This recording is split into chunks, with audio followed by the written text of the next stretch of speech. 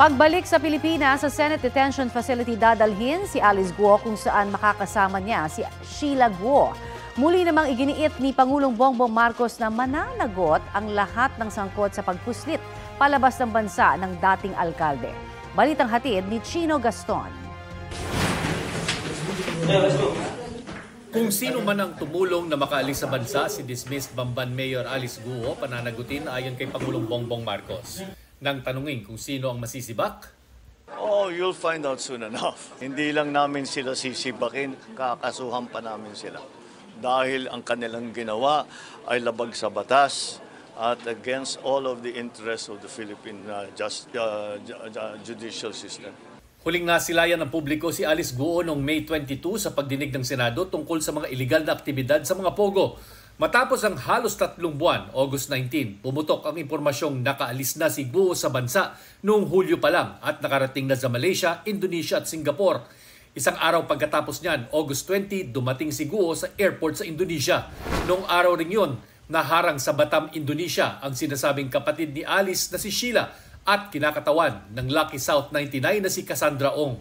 Sa Kamara nakadetine si Ong dahil sa contempt order laban sa kanya, bunsod ng di pagsipot noon sa mga hearing. Sa Senado naman si Sheila Guo at sa parehong detention room sa Senado inaasang ididiretso si Alice Guo kapag napabalik na ito sa Pilipinas. I assure their safety talaga and kung kailangan magdagdag ako ng personnel to guard them 24/7 we will do it. Magkasama sila sa kwarto at papayagan din gumamit ng cellphone. Hindi naman sila nakapulong. Sinaserve na yung contempt order. Pero tutol dito si Senador Win Gatchalian. Kung gusto niyang tumawag at makausap yung kanyang abogado o ibang gusto niyang kailangan kausapin, dapat gumamit siya ng cellphone outside of the detention cell, yung common cellphone. At may permission, of course, sa ating Sergeant at Arms.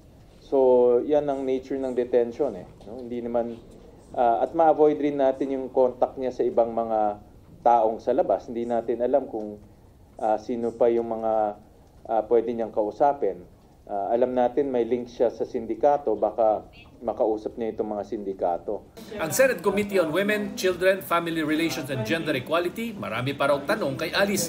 Gaya kung sino-sinong opisyal ng gobyerno at mga tauhan ng law enforcement agencies ang kanilang kasabwat sa pagpapalaganap umano ng illegal na pogo sa Central Luzon. I am fully expecting magsasalita na siya ng kumpleto at makatotohanan kasi patunay itong pag-aresto sa kanya na hindi siya makakatakas talaga. At yung mga tumulong sa kanyang makatakas, hindi namin sila tatantanan. Sa pagdinig ng Senado, naungkat ang tungkol sa isang gusali sa Parañaque na nagbabahay umano ng illegal na pogo operation. May opisina umano rito, ang PAGCOR. Yung licensee po na yun ay kanselado na rin. As of May 27 po, tinanggap na po nila at ang cancellation order dahil sa mga violations. Karagdagang measures po after the Banban and Porac incident, maglalagay na po kami ng tao 24/7. Kaya po Senator Tulfo, yun po ang naging dahilan kung bakit po itong mga inspektor namin ay nagrekomenda sa amin ng 9 violations po. Pagkodon, sir, let me just finish. Kolektor para sa lagay. Tinanong ng mga senador ang PAGCOR, DOLE at PNP kung kamusta ang pagpapasara sa naturang 208 illegal pogos sa buong bansa at kung nag-i-empake na rin ba ang 41 pogo na legal pa hanggang December 31. Inanunsyo ng Bureau of Immigration yung pagkakansela po ng mga 9G visas.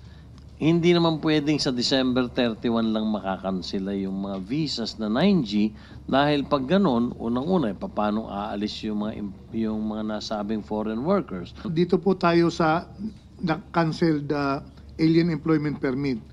Ang na-cancel namin sa NCR as of 2023, 24,361.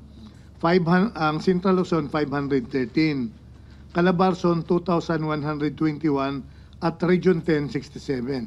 Ngayon, kung sila ay pinauwi ba